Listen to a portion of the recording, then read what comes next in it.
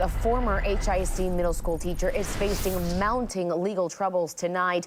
Destiny Hillsman is accused of having an inappropriate relationship with two female students. Andy Sirota has been digging through court papers all day, and he's live in our newsroom with what he's uncovered. Andy?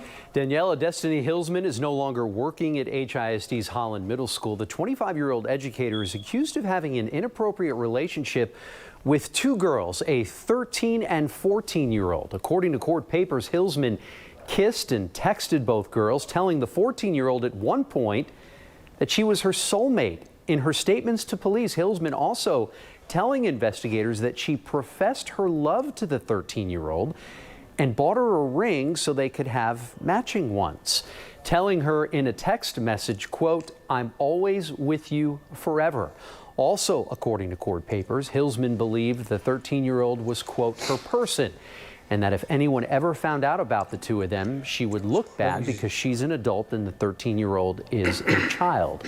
Court papers also state that she sent the 14-year-old a text that read, quote, "You're a good kisser. Your kisses are passionate, and I honestly don't get that a lot." Another read, "I want you to chase me because you want to, not because I want you to." Hillsman was arrested and charged in October of last year. She also told investigators she made a mistake and is not a bad person, adding that in of the cases, she wasn't the only one to blame for the relationship. Live in the newsroom tonight, Andy Sirota, KPRC 2 News. He's the older one. Tonight, shocking allegations against another teacher at a local school, a music teacher charged with having an inappropriate relationship with a student. And that teacher replaced another music teacher 2 years ago who also allegedly had a relationship with a student. Shelley Bortz is live with what she just learned about the investigation. Shelley. Well, you're right. Olivia Orts replaced the music teacher here at Wilmington Area School District 2 years ago after he lost his job for alleged inappropriate relationships with several students. He's awaiting trial. As soon as it was discovered, it was reported to Childline, it was reported to us. Police were alerted to a possible romantic relationship between then choir director Olivia Orts and a 17-year-old student by the high school principal in April.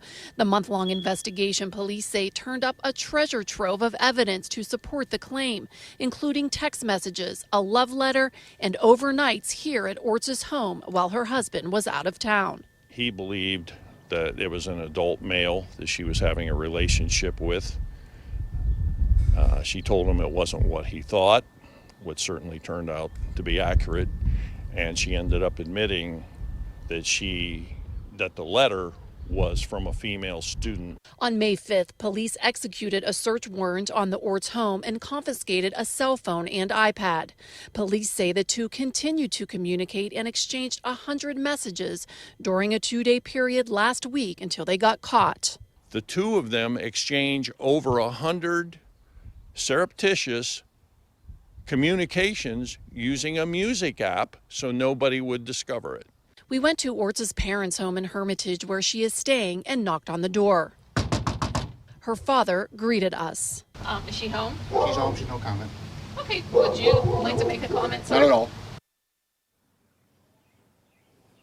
Now, Orts is being charged with intercourse and sexual conduct with a school student, as well as unlawful contact with a minor. Now, she's due in court next week. Several local police agencies partnered with the FBI to arrest dozens of suspected online child sex predators. Good evening, I'm Clarice Tinsley. 59 suspects were arrested between mid-January and last Friday following a months-long investigation. Police say nearly 30 children were victimized. Fox 4's Stephen Dial talked with a Plano detective who was one of the lead investigators. Stephen. Clarice, investigators say the victims in this case, children as young as infant ages, and also the lead investigator for the Plano Police Department telling us they initially got information and tips about this from sites like Facebook and Google. Sadness, to be quite honest with you, to have that many individuals who are exploiting children in our communities, is a terrible thing. The Plano and Dallas Police Departments announced the arrest of 59 people. the vast majority men. Operation Janice targeting the online sexual exploitation of children. More than a dozen other law enforcement agencies, including the FBI, were involved. Jeff Rich is the detective handling the Plano side of the case. The electronic service providers, the services that you might use on your cell phone or your computers detect contraband material on their servers, and they report that to the National Center for Missing and Exploited Children, who then forward that information to the affected law enforcement agencies. Most of the 59 arrested have been charged with possession of child pornography. Investigators say 28 children were victimized. As for their ages, from infants to preteens to pubescent children. Among those arrested are multiple people in what Rich calls positions of trust, some of them educators. Suspect Michael Newhouse Jr. is charged with possession of child pornography and possession of lewd visual materials. McKinney ISD confirmed to Fox 4 Newhouse was a substitute teacher at 2 middle schools in the district. Brandon Froning was arrested in January. He was a teacher at Parish Episcopal Lower School in Dallas. The school told parents his alleged crimes did not involve students at the school. Jesse McFall worked for Dallas Fire and Rescue and was arrested last month. McFall is charged with possession of child pornography.